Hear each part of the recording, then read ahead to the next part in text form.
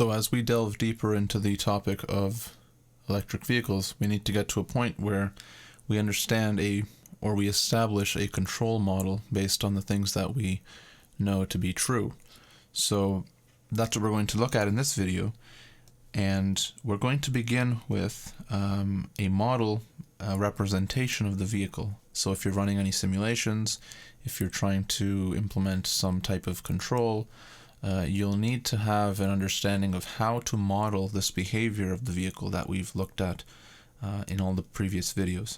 So I want to begin with the equation of motion, because that's usually where we begin with when we're looking at modeling. Is we need some type of differential equation usually, or some type of equation. It doesn't have to be differential, but usually in these engineering types of concepts they are differential equations. But the differential equation that we're looking at is just Newton's law here, right? So we have this delta m, we have this dv dt, we have ft and fr. So now what we want to do is I want to establish some type of block diagram model, let's say.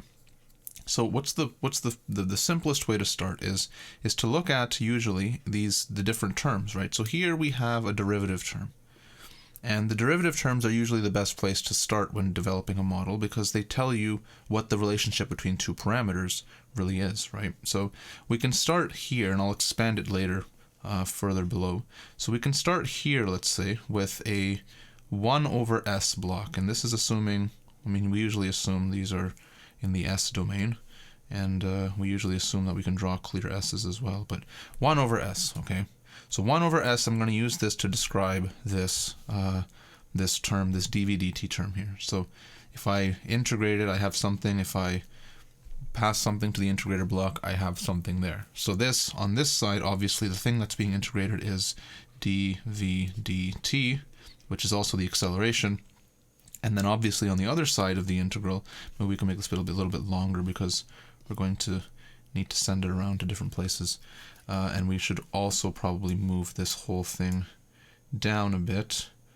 That should be okay. And so we have here, then, let's call this V. Well, let's stay consistent with the colors, and let's call this V, right? So we have some speed, and this speed can be converted into a angular velocity if necessary. It can be kept as a linear velocity if that's what we want, and that's okay. So the next thing we want to look at is where does this dv dt come from? So this dv dt, usually, the way to think about it is as you're going from left to right, you want to look at what it is that you're doing to the parameters. As you travel through the block, you multiply it with the block. That's kind of what we learn in a basic signal theory course, or a signals and systems type of course. So we're going to multiply this by some factor here, because I see a factor there. And the factor we're going to actually multiply it with is actually 1 over delta m. Right, so whatever comes into this block will be divided by delta m. That'll give me the acceleration. Then you can ask yourself, okay, so what's going to go into that block?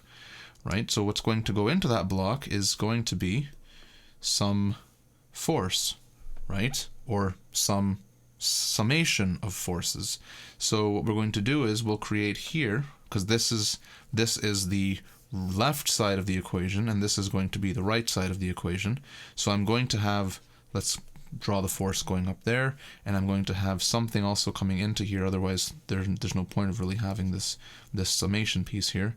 So I'm going to have something going in like that, and what I'm going to say is, I'm going to say that this here is going to be FR, and I'm going to say that this is going to be FT, right? So you have FT minus FR divided by delta M will give you dv by dt, which is exactly what this block is telling me. But now we can expand this, and we can make it a bit more elaborate, I guess. And we can say that, let's say, all of these, this resistive force, where does it come from? It's partially speed dependent and partially it's not. So we can have some internal constant things, let's say. And we can say that this is, or this block is the road load. And that we can represent, just by words, I guess, but you can also represent it by some fancy little picture if you'd like. But we'll leave it this way for now. And so That's what you have coming there, and we should also add that this FR is subtracting. Okay, and now the last, well, one of the last things is, where is FT coming from? FT is coming from our favorite little characteristic so far, is this torque speed characteristic.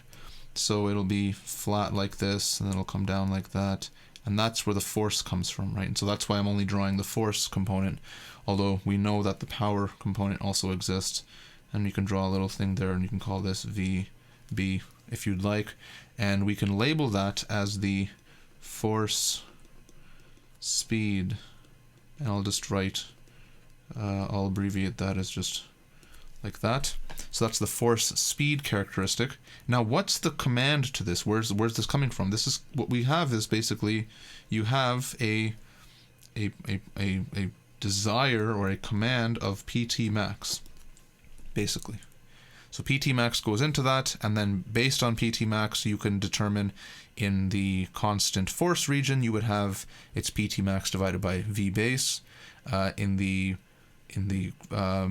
constant power region, it's PT max divided by the speed, which means this block also needs to know what the speed is, right? So we can feed back somehow this speed here, like so, and that would give us a complete model representation of this equation that we have here. However, this in itself is not, I mean, it's not very descriptive. It's a higher level model, so we can take it one step further, right? So all of this is true, yes, but what I want to do is I want to focus basically on which part? I want to focus on, let's say, this part here, because this part here you can actually you can elaborate upon, and you can make it you can make it more accurate and easier to deal with when it comes to simulation. So why don't we take a look at that first? So based on the exact same type of logic, I'm going to say that I have FT coming in. So this will be FT going in. FT goes into what? FT goes into an adder, I guess you can call it. And we're going to have here FR again, but now how I describe FR is going to look slightly different, which will be more useful if you ever need to run a simulation or something like that. And I'm going to combine the delta M and the S block, so I'm going to call this 1 over delta M times S, and then the output of this is, we said this would be the speed, of course, but now what I'm going to do is I'm going to take this speed and I'm going to go down, and I'm going to have these blocks here, and I'm going to call this block something, I'm going to call this block something, and I'm going to call this block something else, and I'm going to pass this this speed into these blocks, and I'm not going to pass it into the first block, and that'll become evident as to why I'm doing that shortly. So I have this block here, I'll put another adder here, because the output of this block is going to need to add to this block, and I'm going to put another adder here because the output of this block needs to add to this block, and then I'll put the whole thing there. So what is this? This I'm going to call grade. This I'm going to call arrow. And this I'm going to call drag. Sorry, not drag, rolling. Arrow, my dynamic, and drag is the same thing. So I'll call this one rolling. So what are these? These three are the road load, basically, the components of the road load, right? So I can put a box around all of these. Let's put a box around all of these. And we can say that this is the resistance model. Let's say it's the resistance model, or it's the road load, whatever way you want to think about that. But we can make this even more accurate still, because this is FT and this is FR and this is V. But now how do I convert from V into a torque? So if I want to convert from V, or a linear velocity, to an angular velocity, I can use the radius of the wheels, because that's where the tractive force is acting in this case. So I can say 1 over RD, let's say, which is the radius of the wheel. And so now we'll have what we call omega. This is the angular velocity. And I can do the same thing on the other side. So what I can do is I can convert from a torque to a force using the exact same approach. So that makes it nice and symmetric, kind of. So we have 1 over RD, and the input to this is going to be, we can say it's T. I guess you can call this you can say TT because it's the tractive torque. And maybe we can move this thing over if it lets us. And it does, so that's convenient. So we can move this thing over a little bit. And now what I want to do is I want to take a look at the machine, right? Because the torque on the shaft is not this, or the tractive torque is not the same as the one that the motor outputs, right? Because there's usually a gearbox between these things, and what the gearbox does is it either increases or decreases the speed or the torque. I mean, there's always an objective of the gearbox in order to adjust these ratios, basically. So in order to account for that, the difference between the motor torque and the actual torque on the shaft is simply a factor of GR, where we call GR the gear ratio, right? So you can do the same thing on this side. And so this is now GR. And so this comes in here, and that goes out there. So we can say that this, with our same pink color, is omega M, and we can say that this is TM. Now, this goes off to the machine, we can say, and this obviously comes from the machine, right? And so how does all of this tie together? Because now you have this omega M, right? And you pass this omega M back into, when we say machine, we say this torque speed characteristic, because that's what governs how the torque speed characteristic or how the vehicle operates, right? So you pass this omega M back into this torque speed characteristic, that produces this torque on the machine side, multiplied by the gear ratio, and then you get your torque on the actual on the wheels themselves. That gives you the tractive force, and so on. And you can, this is a sort of closed loop where there's usually an external observer which is giving the command for PT max, let's say, because we drive the vehicle and we give all of these commands for the increasing and the decreasing of the speed. But another way to think about this is you can have, I mean, if you want to model this, let's say, and if we want to model this in terms of the torque, because if we're using a simulation model, let's say, you want to model things in terms of the torque because it's a more accurate way of doing things, especially if you're dealing later on with electric motors and actually models of like DC motors and induction machines. What'll happen then is you're dealing with torques, because we have expressions for those in terms of shaft torques and all that type of stuff. So you want to deal with torques in these kind of models, although we dealt with speeds earlier. So you can say then that there's some parameter, let's say we call it x theta m in the context of this material. So you have P max over omega b, and this is for omega m less than omega b, and you have this x theta m as well here, but this is going to be P max, and this is the same thing as PT max. I'm just calling it P max now to not have to carry so many letters and all the subscripts and such. But this is going to be now omega m, and now this is when omega m is greater than omega b.